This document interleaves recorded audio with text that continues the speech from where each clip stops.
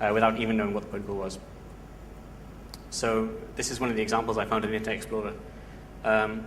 So while crawling the public internet for HTTP responses, an IIS machine responded with HTTP 1.1 449 retry with, and included the HTTP response header MS echo reply.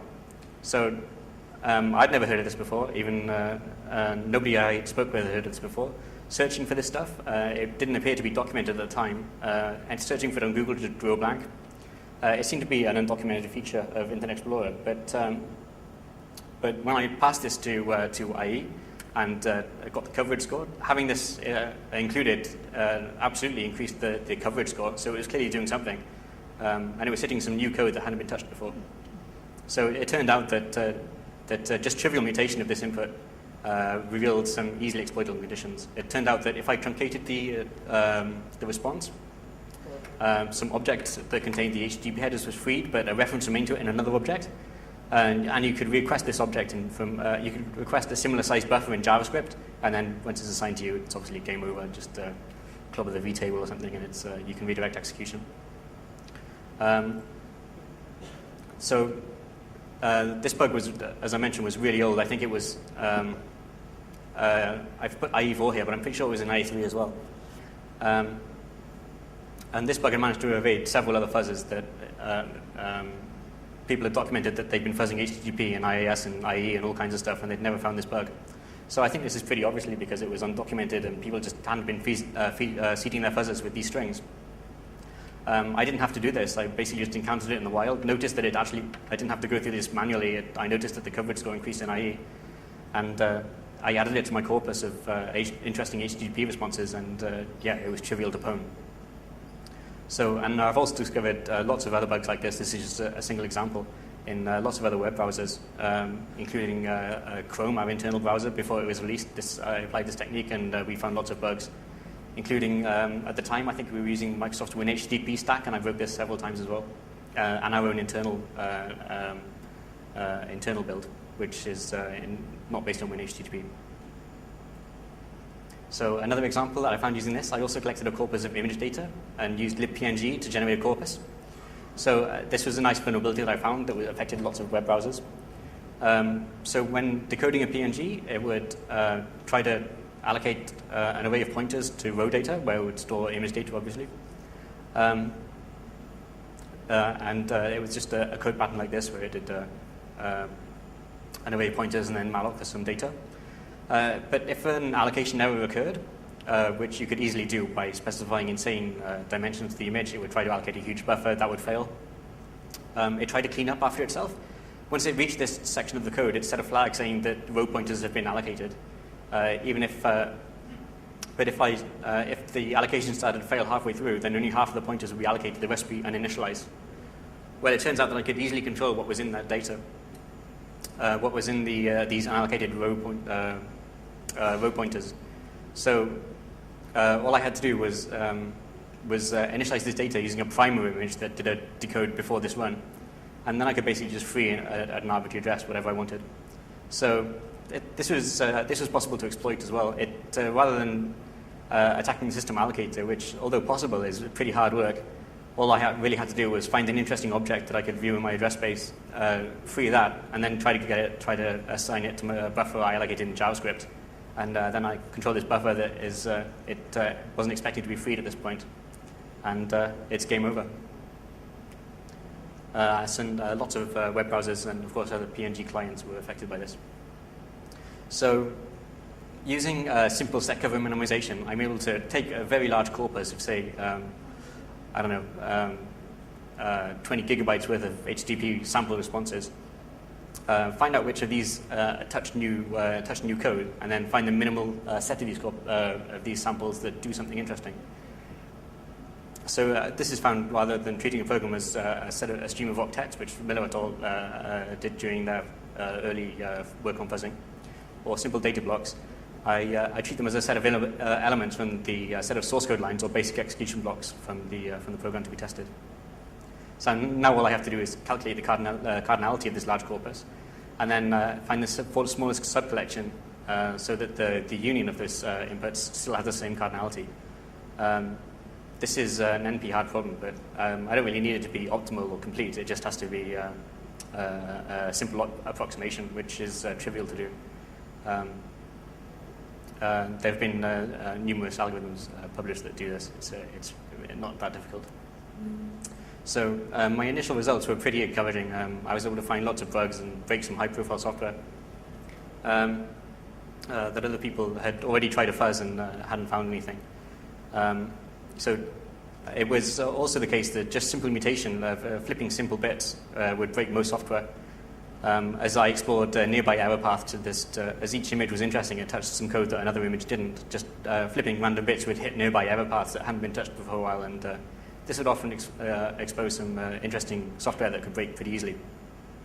So another interesting fact was that if I generated a corpus using something like libpng or libjpeg or something like that, as I touched all the error paths in this program and tried it on another implementation, such as if I used libpng and then tried to decode the PNGs with Microsoft's GDI, then program B would break without any modification at all. This would be because program A had some error check in it that the other program didn't, and once I hit that code, things would go wrong. So using a combination of corpus distillation and Flair, which is another fuzz framework that I'll talk about, produced yet more breakage, and we were able to cut the time to use Flair, which is quite a manual process at the moment, and without requiring the overhead of constraint solving. So yeah, this proved to be a useful way of proving that all the cases and errors handled in one program were also handled in another. So I'd use an open source library and then try that against Microsoft's library and then see which one of those broke.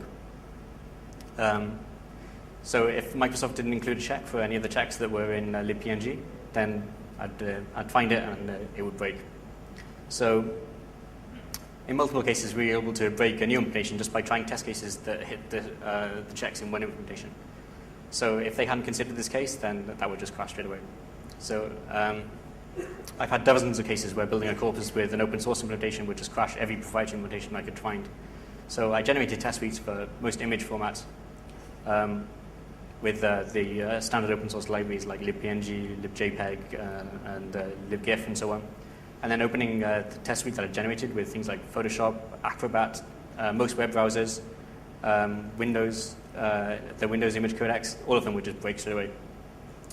Most of these, unfortunately, are still patched, so I can't really give full details at the moment, and I've had to censor some of the details, which kind of sucks, but eventually they'll be patched. They've all been reported. So one of the problems with this was I still felt that basic block-based coverage was still holding me back. The problem with these basic block-based coverage is that a basic block can still encode quite a lot of logic, and it's difficult to explore the logic within these basic blocks. So I solved this problem with a technique I called sub-instruction profiling. All existing coverage-driven fuzzers use at best basic blocks to determine code coverage, but we felt this was still too high level. So yeah, basic block coverage is equivalent to instruction level coverage, but you can still imagine how a large amount of logic can be encoded into a single instruction, and basic block-based coverage tells you nothing about this. So for example, if you've got a program that has a struct comp, any reasonable compiler is going to encode this into a repc comp-s instruction. So even though this is in another basic block, you're not learning anything being told that this basic block is going to hit a particular program. It doesn't matter what I put in there, it's not going to work. So yeah, most compilers are going to optimize this into a branchless subroutine. And then, so basic block-based coverage is telling me nothing. All I would basically know that a string was compared. I don't know what how close the string was to the original string or anything like that. So the basic block-based coverage is hiding a large amount of program logic. Feedback-driven fuzzers that use basic block execution, which is essentially all of them, are never likely to proceed past a check like this. They just basically don't know, they don't have any feedback about how far they're progressing into the comparison. So unless you pre-populate or seed your fuzzer with some of these strings or some of this logic to bypass a check, you're just never going to hit it, basically. It's going to be impossible. And you can imagine the same thing with simple integer comparisons. Like any compiler is going to turn this into a 32-bit comparison. But but unless you've got this constant, or your program knows how to make, your fuzzer knows how to pass this check, it's just not going to happen. So yeah, even simple arithmetic operations can be hiding significant program logic, and a basic block-based coverage is not going to tell you anything about this. So sub-instruction profiling is my solution to this. So I solved this problem by using DBI to instrument these routines. So using PIN, this is relatively easy, which is what my current implementation is written in. PIN will let you know when you've encountered a new basic block that hasn't been hit before, and then you can examine the basic block and install some instrumentation data. So basically, I take the existing code coverage score based on basic blocks, and then I add onto that a new deep coverage score, which looks deeper into the instructions and assigns a coverage score based on how deep, for example, you got into a comparison, or how deep you got into a string comparison, or things like this. So considering the first example, you can improve the feedback of that simply by installing some instrumentation data that compares the value of ECX before and after the comparison. This way you can see how far into the comparison you got before the operation gave up. I can improve my understanding of the 32-bit immediate comparison by breaking that into 32-bit sized chunks, and then I can assign a score based on how deep into that comparison I got before an incorrect bit was encountered. So this has proven to be pretty useful. Because, as I mentioned, I've tested PNG decoders. As I'm sure most people know, PNG includes a CRC on each chunk of image data. In several cases, I found that you can't hit a bug unless the PNG matches. So your only options are really if it's proprietary, is to reverse engineer it, find the location of the comparisons and patch them out. Or you can use this sub-instruction technique, which can essentially fuzz its way through these. So if I encounter this problem, I can break the CRC32 into bit-sized manageable chunks. So originally I thought that using Hamming distance was probably the best idea, but it turned out that this was easily susceptible to local minima, and it would just reach like 8 bits correct, and then it would never get past that. So it turned out the better solution was just do, perhaps the obvious solution is just counting correct bits starting from the MSB until an incorrect bit is accounted, and that's your coverage score for this instruction. Now I can use this feedback in this instrumented comparison to let the fuzzer know how deep it's getting, and now it knows when it's reached a new bit that it should start trying to find more based on this, and then continue until it's reached past it. And this way I was able to reconstruct CRC32s without any knowledge of the CRC32 algorithm or any understanding of what I'm doing. It's not important. I just have to know that I'm getting deeper into this comparison than I was previously. Okay. So perhaps the classical solution to this problem is just using constraint solving. And people have implemented this, including FuzzGrind, which is based on Flare, which is our project, and Sage, which is Microsoft Research. They use constraint solving to try and work out whenever they hit a point, how do they reach this by going back through the code path and working out how to get there, or seeing the future code paths and working out how to get there. It's a very nice and elegant solution, but the problem is that it's very slow. Most implementations sometimes give up after a certain amount of time, and it's just it turns out that even though it's very elegant and nice and perhaps the correct computer science solution, it just isn't very practical in my experience. And I found that I can get similar results with better performance just using stochastic hill climbing and this sub-instruction profiling technique. So basically I try to get deeper and deeper coverage into it, and whenever I reach a new bit, whenever I get a new correct bit or correct byte correct, I just restart the process and start hill climbing again, which is reasonably easy to implement, and it works. It works and performs just as well as constraint solving techniques that I've seen. So I've experimented both. I work on Flare, and other tools have allowed us to evaluate it, and I'm pretty sure that we're onto something here. We've got some good results, and it's been working really, really well. So so practical experience suggests that this constraint solving, although it's more elegant, performs poorly and produces no better results than sub-instruction profiling.